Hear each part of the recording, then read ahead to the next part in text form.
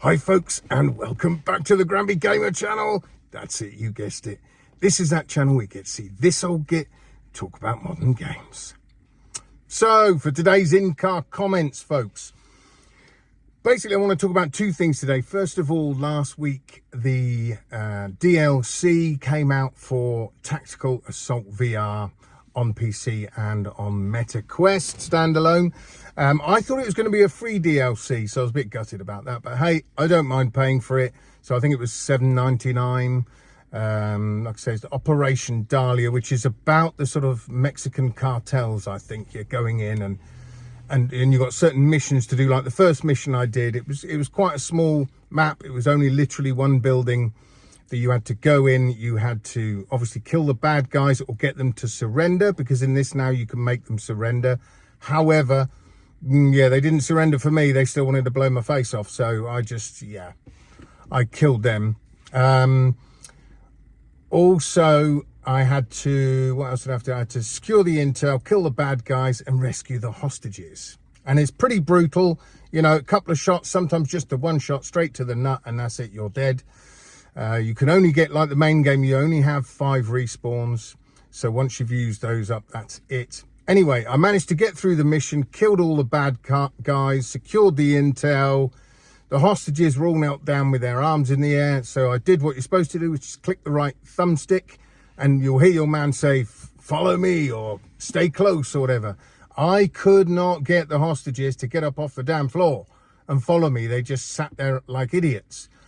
So I was a bit annoyed at that, so I just ended the mission. Now, I have had this happen before in the main game. I've also had it where the hostages, if you're upstairs in a building and they've got to follow you, you go down the stairs and they walk in the room up to the wall. They're trying to follow you, but they're not going down the stairs. So I've had that issue before.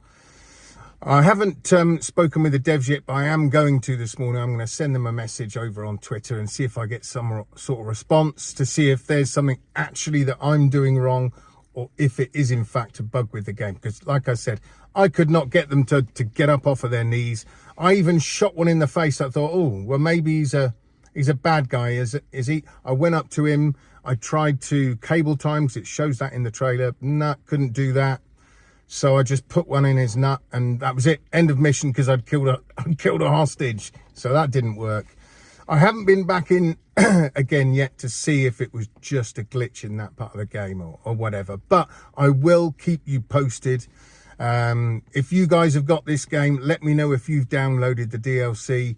Let me know if you've had any issues with it. I'd be interested to find out. Now, the other thing I wanted to talk about before I go. Oh dear, I have no idea why they have done this. And who am I talking about? I'm talking about PlayStation AU, which I think is Australia. I don't think it's Austria.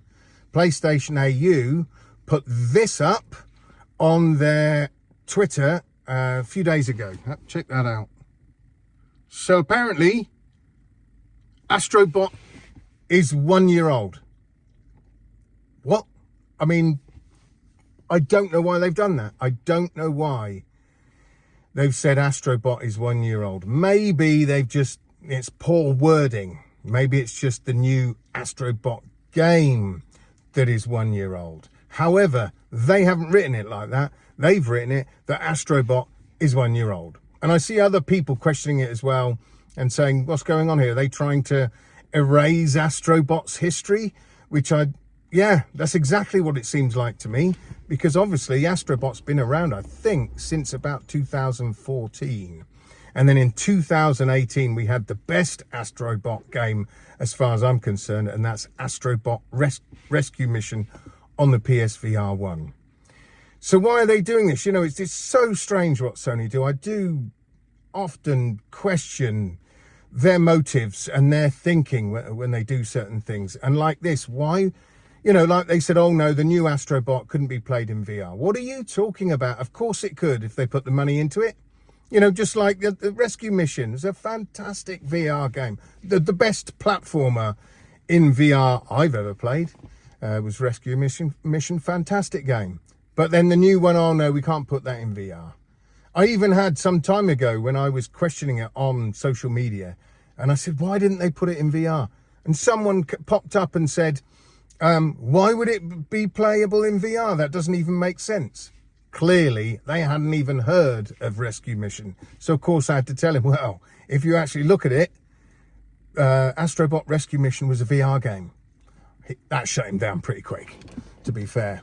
But I just don't understand why they're doing it. Why are they sort of trying to quietly forget about Astrobot VR?